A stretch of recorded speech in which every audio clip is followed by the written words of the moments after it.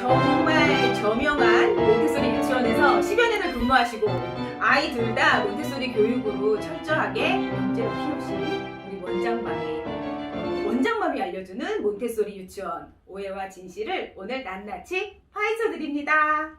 안녕하세요, 킨더버스입니다. 오늘 제가 진짜 몬테소리 너무 좋아하고 다른 프로그램으로 제가 몬테소리 2년 하다가 다른 프로그램도 갔다가 다시 몬테소리로 돌아와서 이제 몬테소리를 너무 사랑하게 됐는데요. 그 이유를 오늘 알려드리도록 하겠습니다. 어머님들이 정말 몬테소리 유치원 보내시면서도 이건 왜 그런 거예요?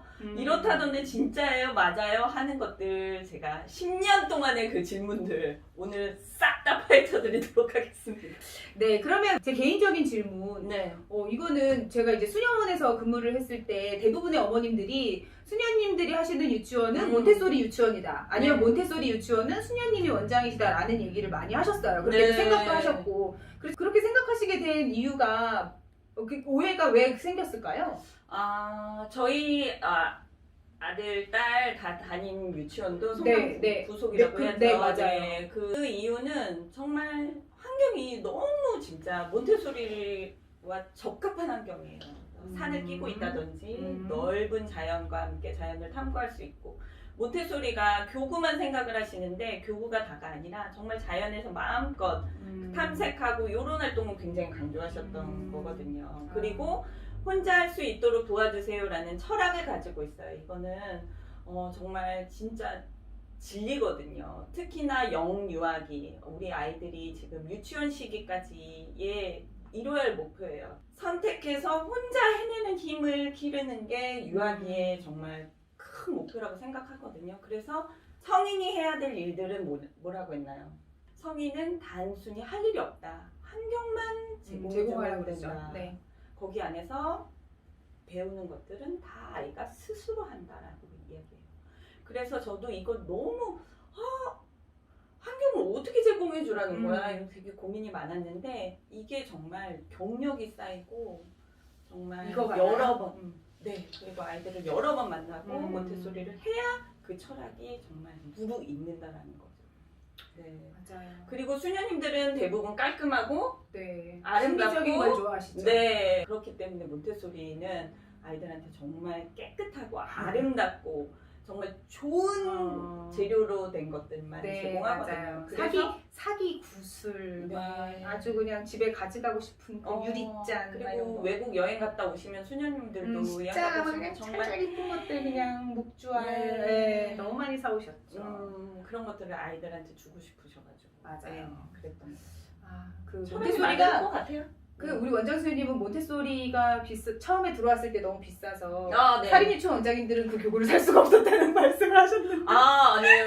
그게 아니었습니다. 이건 교육 철학이 되게 맞고 그러면 이제 오해와 진실 첫 번째부터 시작해 볼게요. 몬테소리는 사실 저도 배울 때 치료의 목적으로 만들어졌다. 그 교육 철학 자체가 그렇게. 그래서 저는 그런 단어까지는 생각해 본 적은 없지만 장애인을 위한 교육이어서 비장애인인 우리 아이들에게는 어울리지 않는 교육이다라는 오해를 하시는 분들도 있다고 하는데 사실 저는 치료가 그런 치료가 아니라 심리나 이런 치료인 줄 알았는데 장애인이 대상이었다라는 건 저도 오늘 처음 알았습니다. 그렇게 오해하시는 분들이 있는데 아시죠? 스티브 잡스, 오바마 네.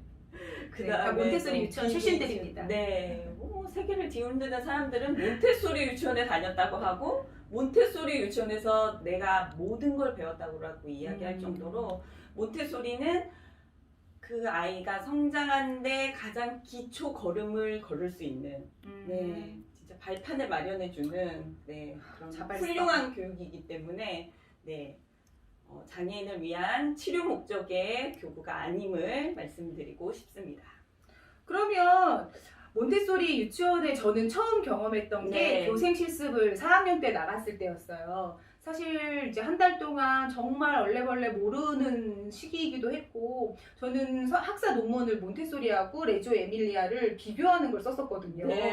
근데도 이렇게 20년이 지나고 나니까 전혀 기억이 없는데 그때에도 기억나는 거 하나, 정말 조용하고 아이들이 매트를 까는 것부터 시작해서 하나하나 자기의 시행착오를 거쳐가는 과정들이 저한테는 약간 진짜 위압감이 들 정도로 되게 정적이다라고 느껴졌었어요. 우리 선생님도 마찬가지셨고 네. 담당 교사도 마찬가지셨고 그 기억이 아직도 있는데 그럼 정적인 아이들에게만 어울리는 기간이냐 그런 네. 오해하실 수 있을 것 같아요. 그렇죠. 그게 진짜 가장 많이 하시는 부분이에요. 우리 아이 남자아이 막 맨날 뛰어다니는 거 좋아하는데 몬테소리 하면 진짜 답답하고 힘들어하지 않을까요라는 걱정을 많이 하시는데 사실은 몬테소리 시간에만 아이들이 조금 정적이에요.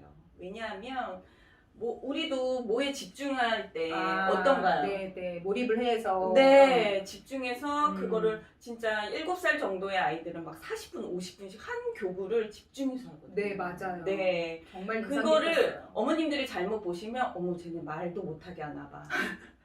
뭐 말 한마디 안 하고 왜 저러고 있는 거야? 친구랑 뭐 왜 떠들지도 못하게 하나 봐. 이렇게 생각하시면 막 이러는. 네, 그거를 잘못 오해하셔가지고 그렇게 생각하실 수 있고요. 저희는 그 대신 아이들이 그 영역이 있잖아요. 매트를 까는 이유가 여기는 내 영역이야. 내가 교구놀이를 하고 있어. 일로 지나가거나 나를 방해해서는 안 돼라는 표시의 네. 그 매트의 의미도 있어요. 그래서 다른 친구가 교구놀이를 할 때 방해하지 않는 의미에서라도 참견하거나 뭐 그 안을 밟고 지나가지 않도록 그거는 약속이기 때문에 그렇게 지키는 것을 어머님들이 잘못 오해하실 수 있죠. 그렇다면 정적인 아이들한테도 정적인 아이들만 좋아하는 건 아니다라는 네. 질문과 조금 유사할 수 있는데 남자 아이들은 약간 네. 더 활발하고 막 이런 놀이들을 네. 좋아하는데 그 놀이나 그 수업 자체가 가능한가요? 제가 오세반 할 때 지금 이름이 기억나는데 밝히면 안 될 것 같아서 네. 김땡이. 네. 그런데 그 친구는 정말 가만히 앉아있지도 못하는 아이예요. 네. 그런데 많죠. 네, 그런데 몬테소리를 너무 사랑하는 거예요, 얘는. 그래서 어떻게 하냐면 저희가 8시 출근이었는데 8시부터 유치원에 오는 거예요. 자기가 어제 못 끝낸 게 있거나 아니면 인기가 좋은 교구는 자기가 먼저 하려고. 순서를 먼저 해보고 싶어서. 그리고 교구 시간이 항상 부족한 아이인 거예요. 그래서 그러고 나서 그 나머지 시간은 너무 활발하게 지낸다는 거죠. 그래서 오히려 어머님들은 여자친구들이 더 몬테소리에 맞고 남자친구들은 안 그렇죠. 맞는다라고 생각하는데 나중에 후반기 2학기쯤 되잖아요. 그러면 남자친구들이 너무 창의적이게 몬테소리 교구를 가지고 감각 활동을 해요. 네. 그러면 지금 이제 말씀 중에 대답 중에 이제 나왔던 얘기기는 하는데 네. 그럼 몬테소리 유치원이라고 그래서 하루 종일 몬테소리만 하는 건 아닌 거네요. 네, 그렇죠. 일반 유치원의 자유선택 활동 시간에 몬테소리를 한다라고 생각하시면 돼요. 그 대신 이제 교실의 환경에서는 뭐 역할놀이나 쌓기놀이는 대부분 없죠. 그러니까 왜냐면- 저는 그것도 조금 신기했거든요. 아이들의 놀이의 주가 사실 유아기 때 쌓기와 역할에서 많이 이루어지는데 네. 그리고 교실에서 배치도 사실 그 영역이 제일 크잖아요. 일반 그렇죠. 유치원에서는. 네. 근데 그게 없어서 조금 놀랐던 기억이 있는데 네. 그게 없는 이유는 뭐예요? 일단 몬테소리 환경에서는 5가지 영역이 있어요. 네. 일상, 네. 그다음 감각, 수, 언어, 문화. 네. 이렇게 5가지 영역이 있고요. 다른 거를 드리면 아무래도 어떻게 되겠어요? 시끄러워지겠죠. 그래서 소란도스럽고 그 다음에 교구와 집중할 때. 장난감은 구분이 돼야 된다. 네, 이거는 뭐 던지고 뭐 아이 친구랑 뭐 소꿉놀이를 뭐 일상 영역에 있는 숟가락 갖고 이거 먹어봐 이렇게 하는 장난감이 아니잖아요.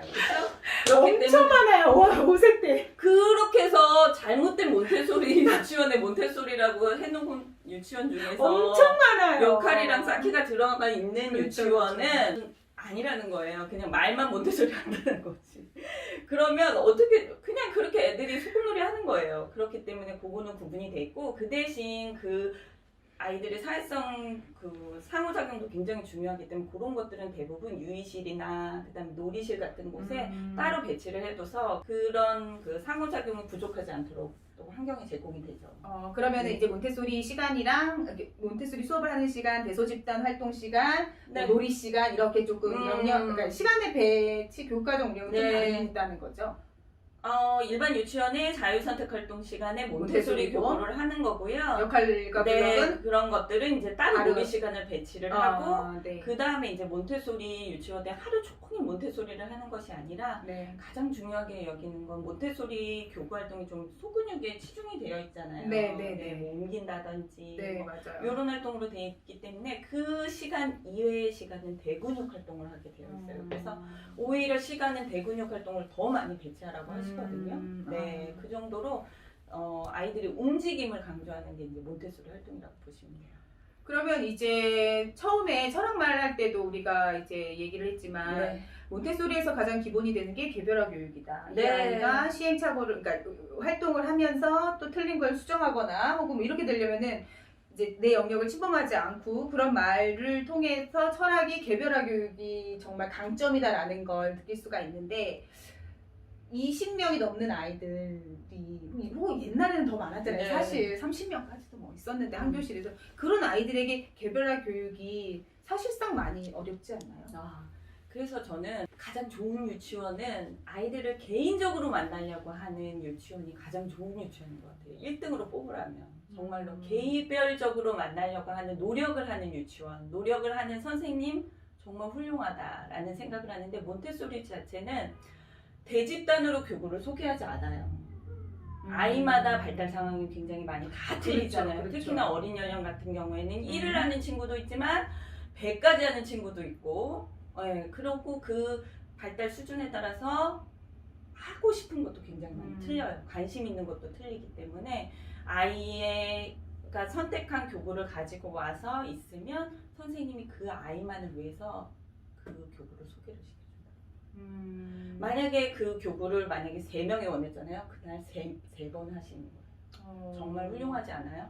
그래서 몬테소리 유치원의 교사들은 청바지를 입어도 그렇죠. 청바지를 1년에 3벌을 버릴 정도로 이렇게 박박 기어다니면서 아이들의 그런 또 관찰도 엄청나게 하잖아요. 그래서 맞아요. 전날 그 아이가 내일 뭘 할지를 계획을 세우고요. 그 다음에 그 아이가 어떤 교구를 했는지, 그 다음에 가고 난 다음에는 내일은 또 뭘 교구를 소개시켜줘. 이게 정말 철저하게 이루어지는 곳이 몬테소리 유치원입니다.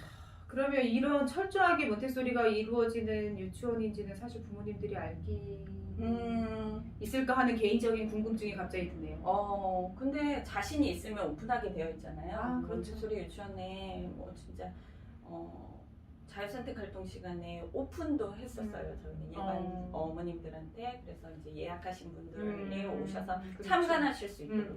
그리고 너무 도움되겠어요. 네, 몬테소리 유치원 또 채광 되게 중요하게 여기기 맞아. 때문에 대부분이 통창. 밖에서도 다 볼 수 있는 환경. 네. 그러면은 그런 아이들 개별화 교육을 하고 음. 박박 기어다니시는 선생님들을 이렇게 하시려면 그 한 교실에 그 인원수만큼의 네. 교구들이 비치가 되어 있어야지 이게 맞는 일인데. 참 선생님은 엄마들이 궁금해하는 거를 굉장히 잘 알고 있어요. 네. 어머님들이 또 그래요. 아니 그러면 교구가 20명이면 20개 다 했냐. 그렇죠. 근데 아까도 말씀드렸다시피 아이들 관심에 따라서 다 다른 교구를 하고 있는 거예요. 아니 그리고 그렇죠. 내가 둘이 그 하고 싶은 교구가 있다고 해도 기다리는 것도 교육이라고 생각해요. 만약에 내가 하고 싶은 교구를 제가 하고 있다 그러면 아까 일주고는 기다리는 김땡이처럼 네, 기다리고 일주고 하는 것도- 기다리는 게 싫어서 일주고. 훌륭한 교육이다. 그리고 몬테소리 유치원에 이제 5개 영역이 있다고 했잖아요. 그 안에는 한 교구장당 막 12개, 15개씩 들어가면 5개 영역까지 해서 거의 100가지 정도의 교구들이 있다라는 거예요. 그래서 선생님들이 정말 부교재도 굉장히 뭐 주제마다 아이들이 인형이면 인형에 관련된 부교재를 또 제작하고 또 만드시느라고 굉장히 고생하고. 개인적인 질문 또 하나. 네. 아이들은 그 5가지 영역 중에 어떤 영역을 제일 좋아하나요? 인기 탑. 여자친구들은 일상 영역을 가장 좋아해요. 그렇죠. 뭐 닦고 바느질, 쓸고 막 바느질하고 막. 네, 그다음에 뭐 별 붙이고 그렇죠, 뭐 그렇죠. 붙이기, 오리기, 뭐 그다음에 꾸미기 뭐 이런 것들 예상 영역에 가장 많고 뭐 실로 깨매기, 뭐 방송모델 목도리 뜨기 이런 것도 재밌었어. 정말 좋은 활동이고 또 요리가 요리 맞아요. 활동이 쓸고 또, 막 네, 이런 거. 그런 활동들이 있고요. 그 그 다음에 물놀이 같은 경우에도 얼마나 재밌게 하는지 몰라요. 저희는 교실에서 물놀이를 하는 게 아니라 바깥에다 내놔서 아이들이 정말 물 떠와가지고 진짜 막 붓고 막 책상도 닦고 막 이런 활동 하거든요. 그래서 아이들이 굉장히 좋아한다라는 거. 맞아요. 그 다음에 남자친구들은 이제 아까도 말씀드렸다시피 수영력, 감각 영역, 뭐 직사각형 육면체, 상자, 정육면체. 그 다음에 삼각형 상자 이런 것들로 아이들이 피타고라스의 정의도 알거든요.